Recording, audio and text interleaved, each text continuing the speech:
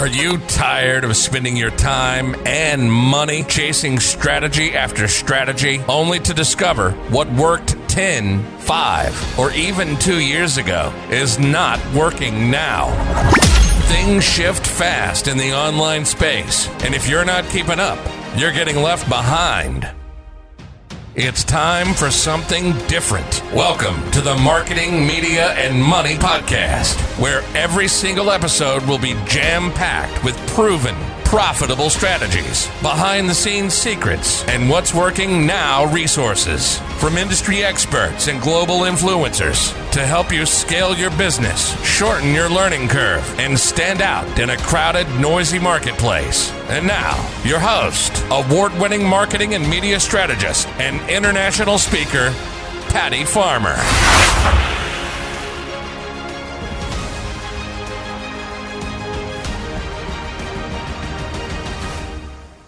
Hello, everyone, and welcome to today's episode of the Marketing, Media, and Money Podcast. I'm your host, Patty Farmer, and I'm looking forward to sharing today's industry expert with you.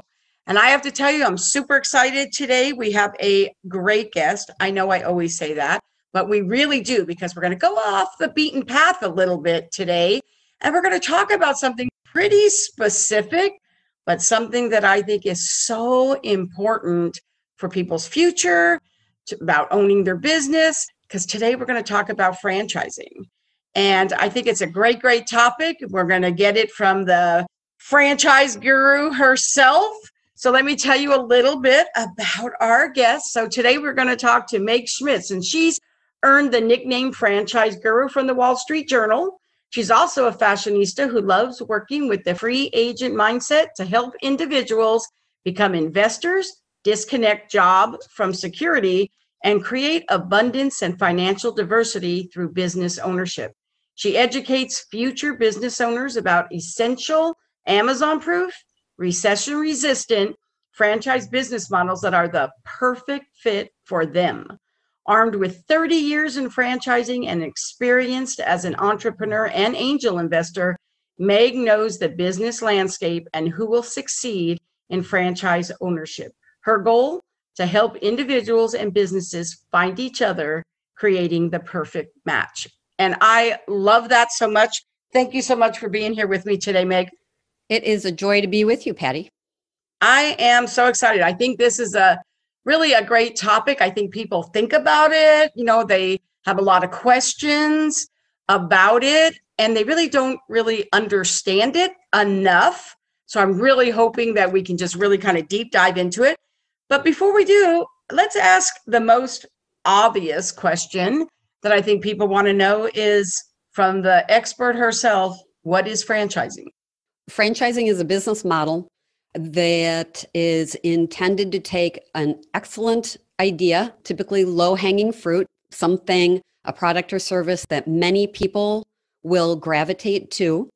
The franchise model itself starts with an entrepreneurial idea that then is easily replicated, duplicated, replicated, etc., so that from one side of the country to the next, as the brand grows and the particular parameters are defined, the consumer experience as well as employee experience remains consistent. And yeah, franchising there's nothing new about it. It's been around for centuries, really. You know, one of the things that I think of when I think of franchising, so for somebody who's been in the business world for a long time, one of the things that when I think of franchising, the number one thing that I think about it is that you don't have to do it alone, right? You know, there's a lot of support. It's obviously a model that already works. Thus, that's why it is duplicatable, right? And so you're not going out there and trying something and, you know, you don't have all that added extra stress of, oh, will my idea work?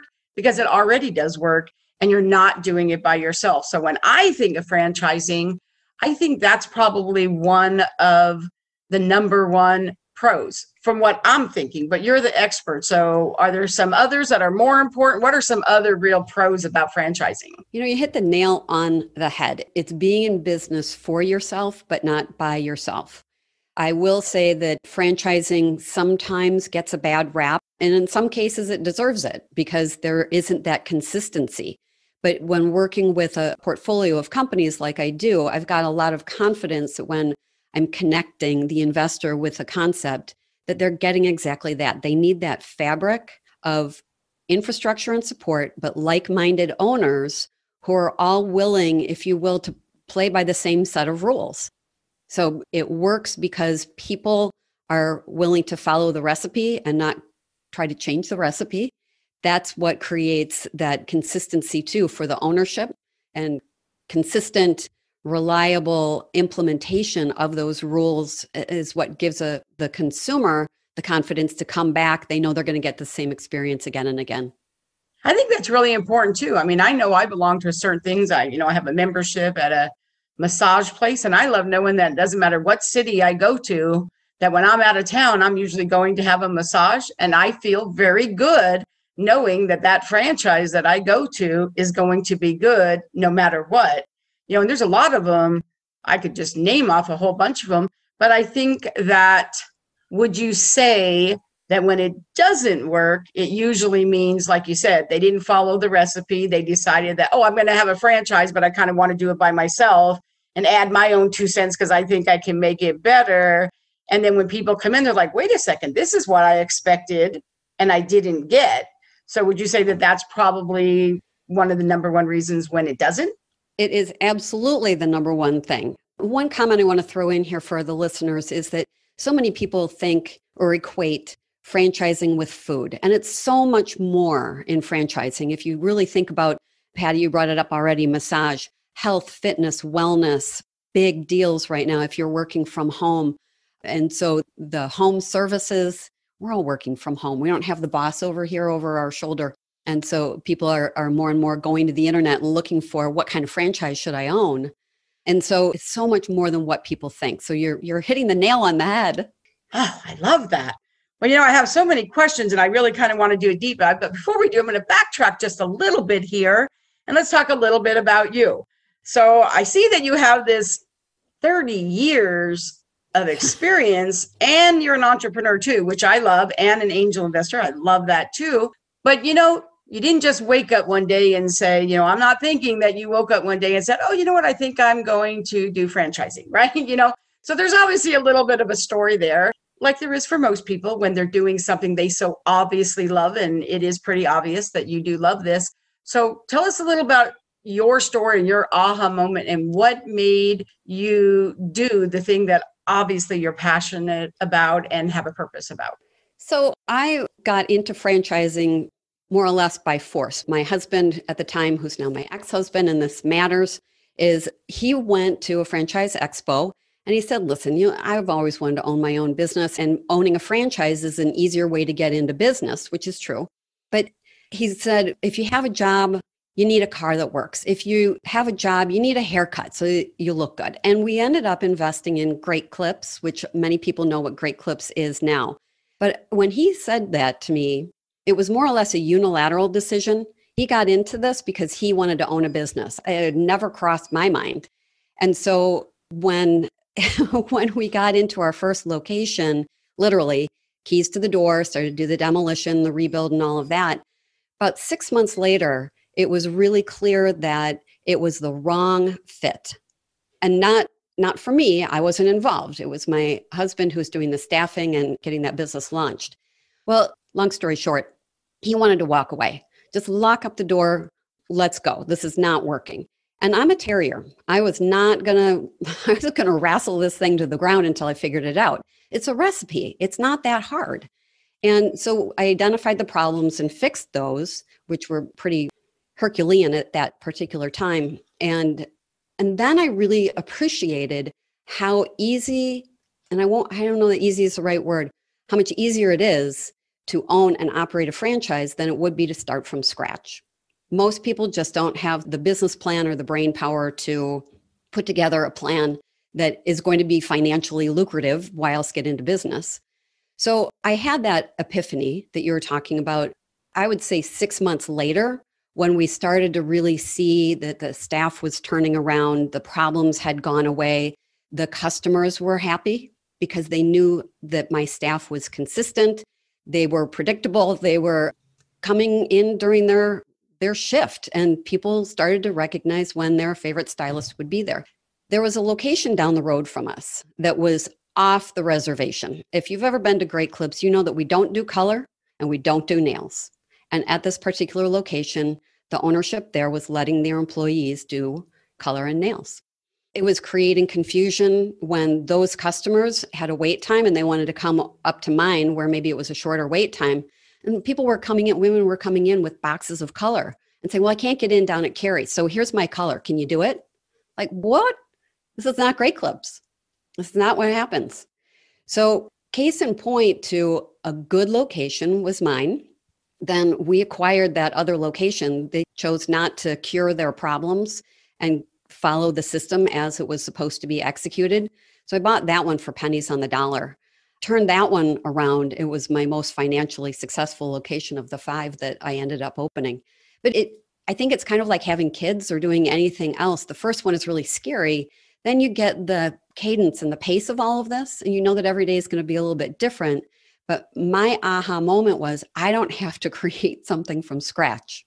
I get to execute it. I knew what the metrics were in order to make money. And so I continued to open more locations so that I could give better jobs to my people who had been sticking with me and promote them to more advanced opportunities.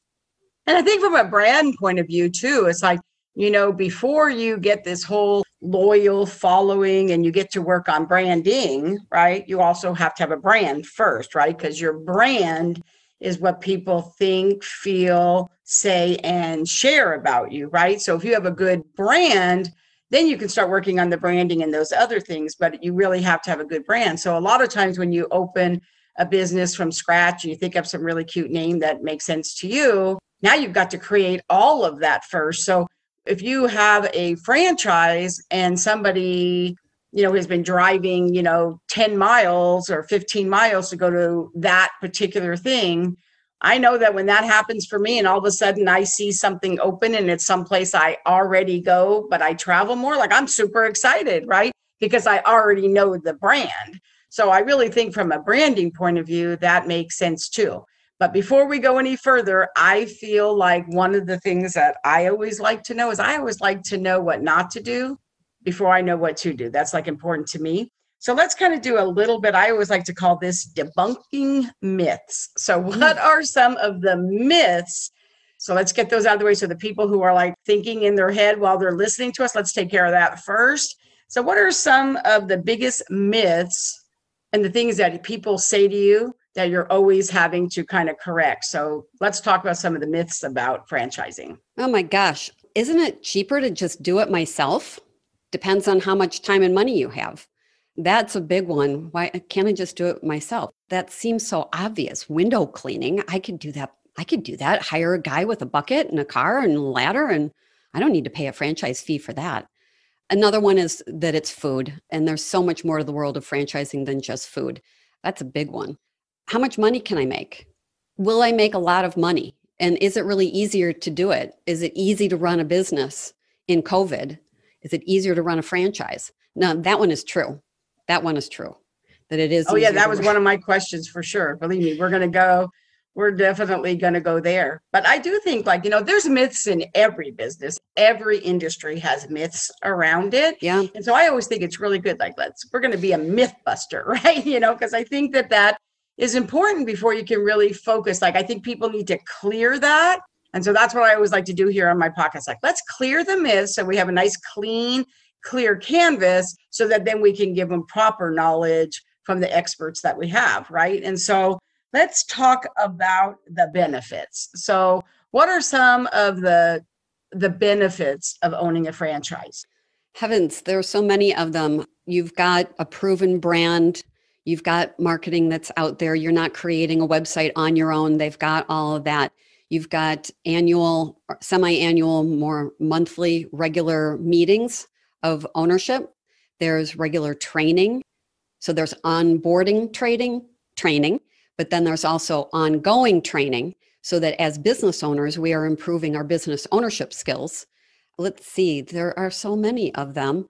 For me, I think that one of the biggest benefits is that it is a plug and play. The operating system is there.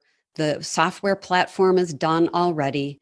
Now, let's also be clear that there are some franchises that are younger and newer. And if you're feeling like you're ready to be a pioneer, then you might be part of the process of improving that branding or improving the media reach.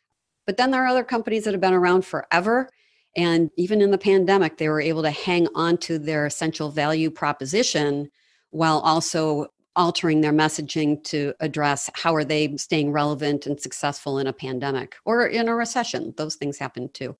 Mm-hmm. I know that the place that I go to do my hair during during COVID, they were really good about, we're limiting this many people in the store. You can do call ahead, just like how restaurants do call ahead seating. They kind of gave us guidelines of what we were supposed to do. So we knew what we were supposed to do to keep it nice and safe for us. I really appreciated that they did that. Also, like at my hair place, we did have call ahead seating, but then when we got there, we texted this little number and they texted us back and told us when to come in. And I thought that was fabulous, right? So I still got the service that I need. So I think there are a lot of different ways.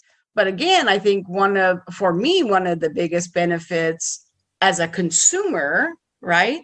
When I see a franchise open, it's like they already have built-in fans, because sometimes in a franchise, like I said a minute ago, you're getting one that's just now closer to you that you were going to. So you're excited. Like, I know that super excites me every time some of my favorite things.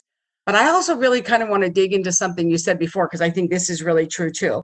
I think if you ask people to name the first 10 franchises that come to their mind, they probably all would think of food. So I do think that's true. So I don't think that, you can, if you want to, name the companies, but like really, what are the types of companies that really are really good franchises to think about? So again, this pandemic has done so much for the world of franchising. I have owners over the last 18 years. I continue to stay in touch with them. And I have a monthly meeting where we share best practices. And in COVID, I was absolutely astounded. Some of my owners were reporting 200 to 600% year over year growth. So what are those industries? Nice. Mother Nature. So if you think about storm damage, where you are, Patty, you guys really got slammed here in the last few weeks. It doesn't matter if there's a pandemic. If there's water coming in your roof, your gutters are down, you've got broken windows, you've got water in the basement, anything around home remediation, emergency services. I hate to say it, but if you need it now. And consumers have a lot of confidence that if it's a franchise, they've done this before, they really know what they're doing. Human forgetfulness is another one. If you lock yourself out of something, you need to get back in. If you leave the water running, again, we've got more damage. Home services are really popular. Anything that, and I mean like painting, window treatments, floor coverings. But some of those industries saw that explosive growth last year. One of them was in drug testing. Hello, COVID. He was absolutely drinking out of a fire hose, my Milwaukee placement. And he continues to have very strong numbers now. Anything that pivoted into the virtual. And so we've got things like tax prep or accounting and bookkeeping. It all went virtual. If you've got kids, you know that if you needed a tutor, you needed to do that on the virtual platform. Some of my owners in tutoring were just giggling with the money that they were making last year. And it's going to continue. Tutoring was always necessary.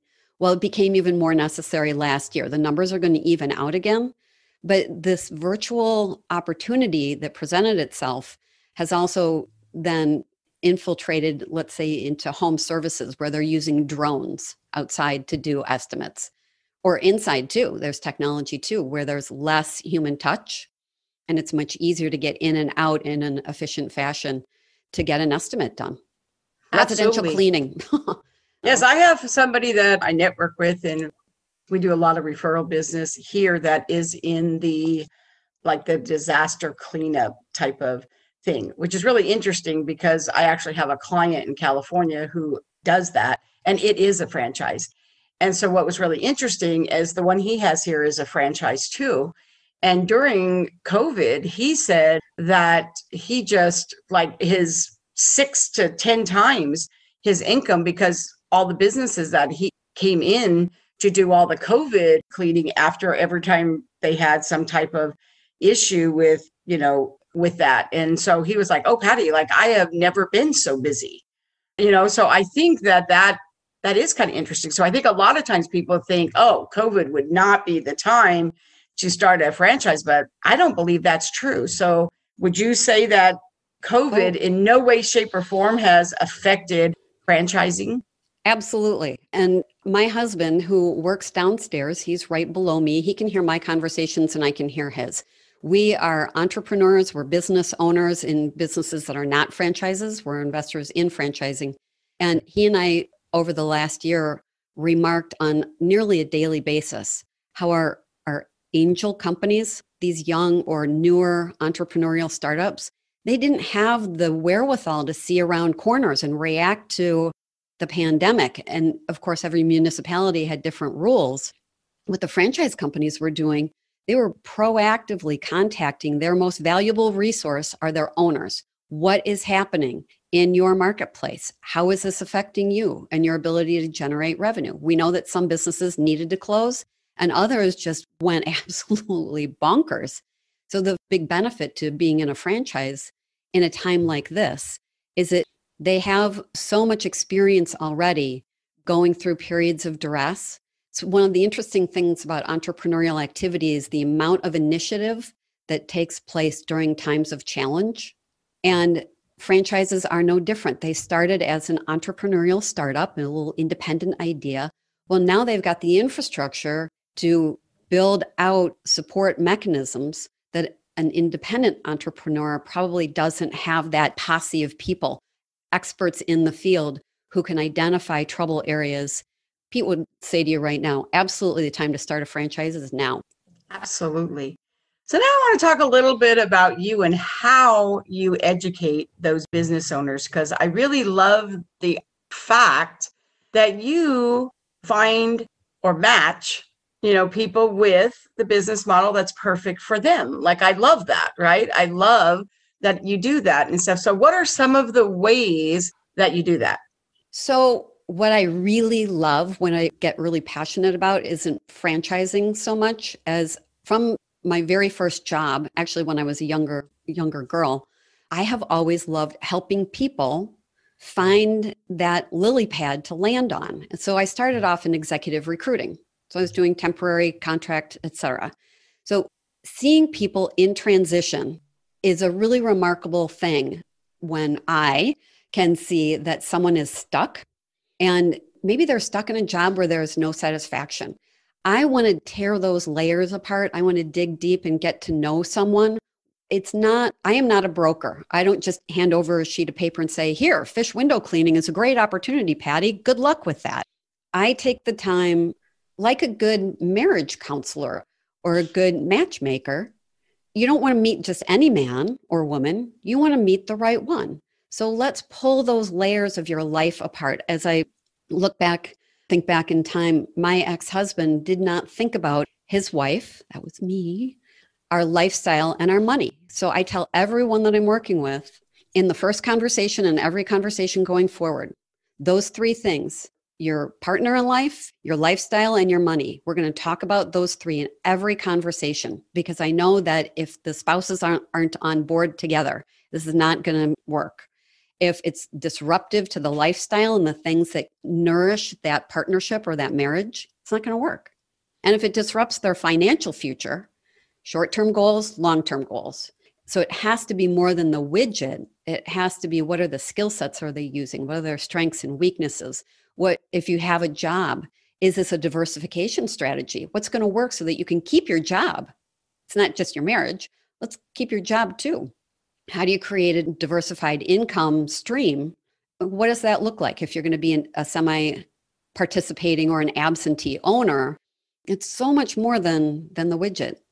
It's a very customized process of me learning about them and then going back to my portfolio of companies and then doing a compare and contrast research project so that my candidates prove to themselves why they want to own a business and how any of these particular business models either are or are not the right fit week over week, as we pull the layers back, then I can go back and find other options if we need to fine tune things. And it's when they have that aha moment, like, oh, I could do this. Now I see how to make money. And now I know what my role in the business is going to be, whether that's full-time, part-time, absentee. There's that aha moment. And that's when it's really fun.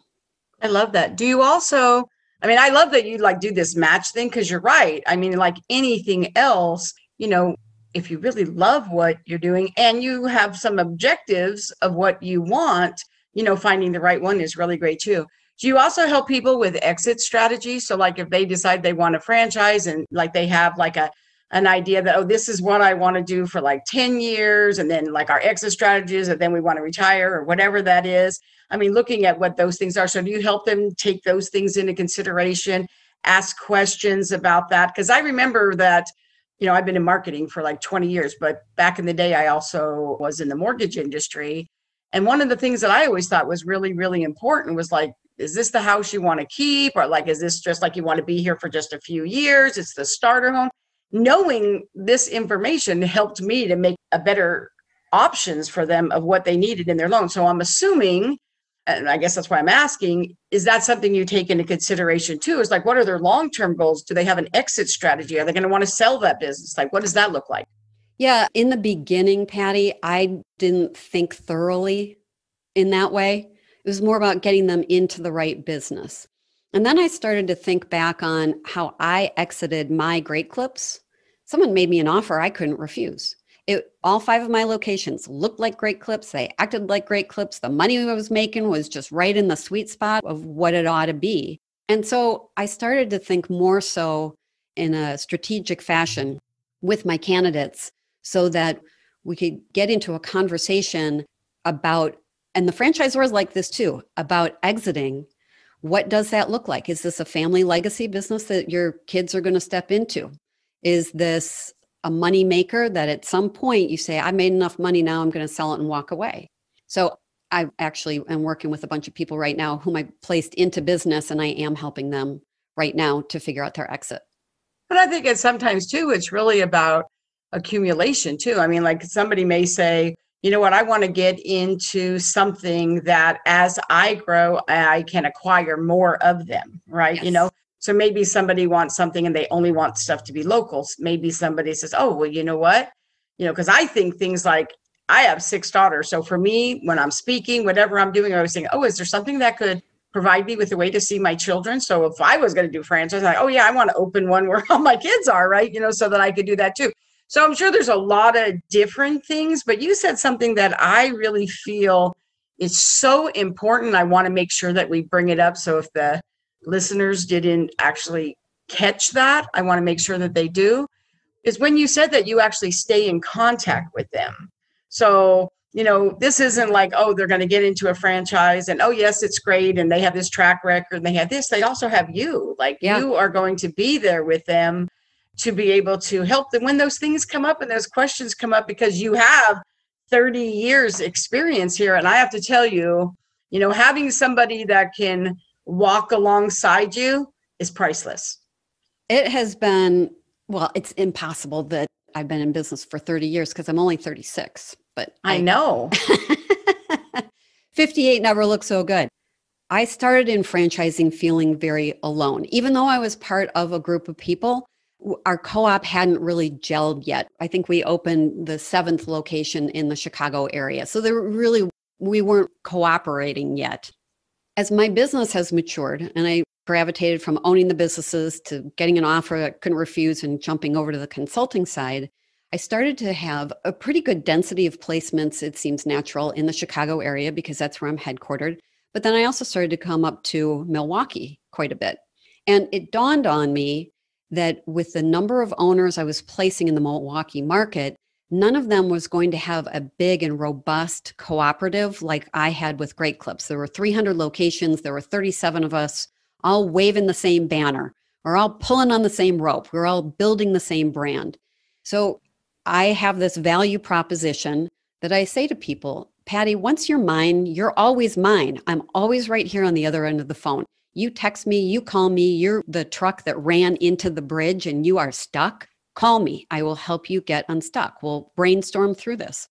But then I also have a group that meets monthly now via Zoom. And it's actually much more effective than it used to be in person because people are connecting in the chat and sharing their contact information.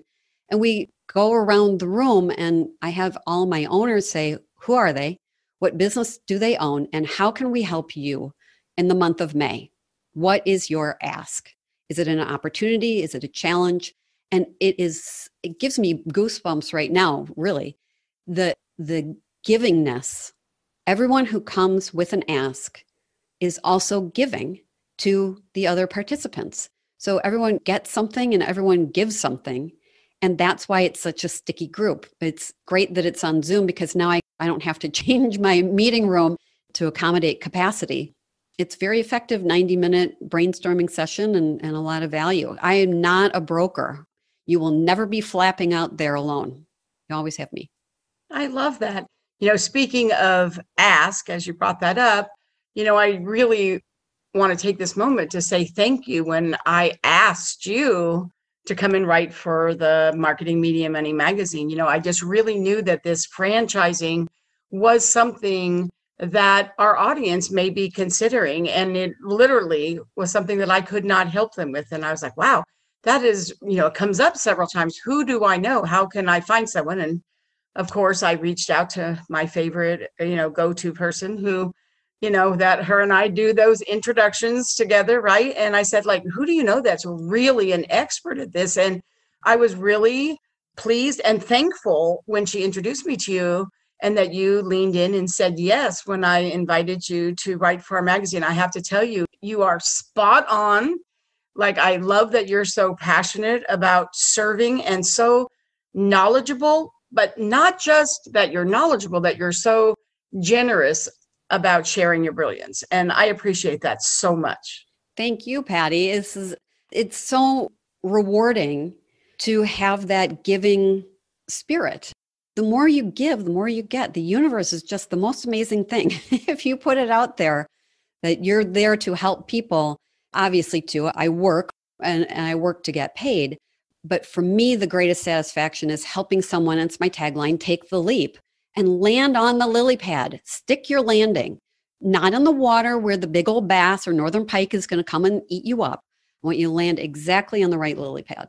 I love that. So, there's a lot of things where, a lot of things are still going on right now. Here in Texas, we're, at least according to our governor, we're coming out of it. But what do you love most about your business today? I mean, you've been in it for a while, but where you are right now, what is it about your business that you are just absolutely loving today? I pinch myself pretty much every day when I have used LinkedIn to connect with intent to people who are interesting. It might be their profile picture, it might be their title, it might be what they do. I do read all the way through people's LinkedIn profile to get to the essence of who this person is, so that when we do connect and have a conversation, it's like meeting a new friend. A stranger is a friend I haven't met yet. And the pandemic, pre-pandemic, I had this gnawing little thing in the back of my head that some of my best referral sources were going to retire. And indeed, in 2019, 5 of my best referral sources retired. Then we hit this pandemic and I'm thinking, oh my gosh, how am I going to go out and meet people? Well, of course, it's the virtual platform. The best thing that ever happened to my business is the pandemic, because I leaned in to the virtual platform in order to meet new people and connect with intent. And it has been incredibly rewarding to meet so many great people who are either referral sources or I had 3 conversations yesterday. Each of them are district manager, area manager in retail, which we know has been decimated in some areas. What do they want? They want a side hustle. They want to figure out how they can sustain their household with multiple revenue streams. Is franchising a good side hustle option? Absolutely. Absolutely. And going back to that consultative process, I need to figure out with people with their money, is this a little walking around money, or are you looking to replace an income kind of opportunity? So I can run the whole gamut here from making a little bit of money to making a whole lot of money. What does the investment look like and how long is it to get that return? I think that one of the things that the pandemic did as well is it really helped a lot of people. I mean, maybe not the first month, right? But as it kind of lingered, I think it really helped people to shift from a survive to thrive mentality, right? Something I have always believed, and I mean, not 100% of the time, I understand there's exceptions to every rule, but I have always really believed that you can always make money. Like if you're willing to do the work, you can always make money. However, once you spend time, you never get it back, right? So time freedom has always been super important to me. So everything I do is like, does this get me closer or further away from my goal of more time, right? And how do I do that? And so I really feel like a lot of times people don't always look at that. And I think that is one of the things that has happened. So I have to say, if I was ever not in the business that I'm in, which I can't ever imagine ever happening in my life, and I was going to do another business, I would absolutely want to shorten my learning curve. How do I get up and ready faster? It just makes sense to me, right? That just really, to me, just seems like that would be like a better way to go. Now, I know that everybody probably has a lot of questions and stuff because, I'm sure that, everybody, I think franchising is one of those things that we don't all know about, but everybody has an opinion about, right? So they think they do, right? They think they do. So before I ask you how to connect with you, one of the things I always really like to know is, what is the greatest compliment a client ever gave you? You saved my life. Wow, that's nice. And what he meant by that, I can see him welling up. If you go to my website, if you go to YouTube, there's a video of one of the gentlemen I worked with a few years ago. His name is Dave Morbeck. And he did say that to me. I got it on film during an event where we went to his business in Jackson, Wisconsin. And that is what he said to me. You saved my life. It also was an indicator of just how stressed out he was at that time. He'd been fired from a job he was let go. He was downsized. He never saw it coming. It was a swing to the gut. And he's a big Marine. His wife is Navy or Army, so military family. A Marine, he's a big, tough guy. His pilot light was about the size of my pinky fingernail. He was just absolutely crushed. And so when this film crew I had hired, we trailed around, went to visit some of my owners that day. Yeah, Dave and I ended up crying. It saved him from having to go back to work for a boss who was never going to value him, never going to recognize the extent of his efforts and his dedication to the mission. He's in senior care with COVID. You can imagine he hasn't had a minute to breathe. Companion care, senior care. And so that was quite a moment when he said I saved his life. And that would be very rewarding. I feel like, when we talk about the things that we're passionate about, what a blessing it is to get to do something that you love, right? So I know people are going to have questions. I really think this is fabulous. And I love the fact that there is somebody that you can turn to for this, that it isn't something you have to try to figure all this stuff out by yourself. And you're like, oh, I think I might like to do that. Oh, I could do that. But I don't know if I'd like that. And, so really having somebody who can kind of walk you through those things. I mean, that's a great, great service that you're having, that you're providing. So how can people connect with you? And I know they're going to want to. The easiest thing in building my brand is my website. So it's megschmitz.com and my email is meg@megschmitz.com. So go there for resources. And I hope the listener gets the idea that I'm not a salesperson. I will tell you if this is not the right fit. You did have some amazing resources on your website, though, when I went there. And we will actually put that link in the show notes, too, because she does have a really good resource library. And I thought that was really giving of who you actually really are. So I really love that. So, Meg, I want to make sure that we really have answered everybody's question. And so obviously I don't know anything about franchise. That's why I asked you to come be here. That's why I asked you to write for my magazine. Is there a question that I didn't ask you that you wished I would have? I want to make sure that before we let you go, that we have the opportunity for you to really be able to share.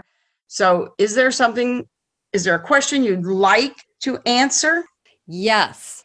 People need to know that working with me is free to you. It's free. There's no pass-through charge. It's very much like working with an executive recruiter and finding the right career opportunity when that moment presents itself. I am compensated by the company where that individual finds alignment. So from the minute I get started working with people, it's free to you. I will say that my time is very valuable. And so if this is not the right fit, and I'm all about enlightenment, this is an enlightening process of getting to know yourself. And is this a good fit, a good solution in your life? And if the answer is no, then how else can I help you take the leap? What other direction do you want to go in? Free. It's free. There's no pass through. Now that was really good to know. Like, I didn't know that. That is fabulous. I mean, so really, this is like no risk. So you're going to want to reach out to Meg if you have questions that maybe I didn't ask or your own personal ones.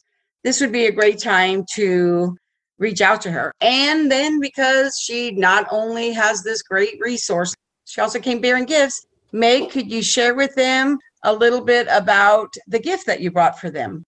Thank you, Patty. The gift that I brought today is a link to an ebook that I wrote. It is specifically geared for people who are feeling stuck or unfulfilled in their current position and would like to learn how to get unstuck. So for people in transition or want to diversify, please open the ebook. By the way, it's a very special animation. And so it takes a little while to load it up, but it is worth the seconds that you will spend waiting for it. You'll see how it works. Good to know. It is fabulous. I've already actually done it. So yes. So thank you so much. So here's what I want to say. Thank you for being here with us. Thank you to our sponsor, the Exacta Corporation, developer of the Family Organizer Plus platform. And for more information, check them out at exactacorp.com. You're going to want to make sure you connect with Meg. Go to her website. The resource library is there. Her gift is there. We will have the link to that gift in the show notes. So just, listen and then look below. We will have that there for you to be able to do that. If you would like to answer the question, where should I focus my time and energy to attract high qualified, ideal clients? You're going to want to take the free Marketing Media Money Assessment. And in 3 minutes or less, you're going to know where you're excelling, where you can make a few changes, and what steps to take to achieve massive results. You're going to want to go to www.m3bizquiz.com. And to everyone, thank you so much for joining us on the Marketing Media Money podcast. If you enjoyed today's episode, please subscribe and review the podcast on your listening platform. And so I have to say, Meg, thank you so much. I just want to personally tell you, thank you for being here. I appreciate how generous you were in sharing your brilliance. Make sure you check out the articles she writes for the magazine.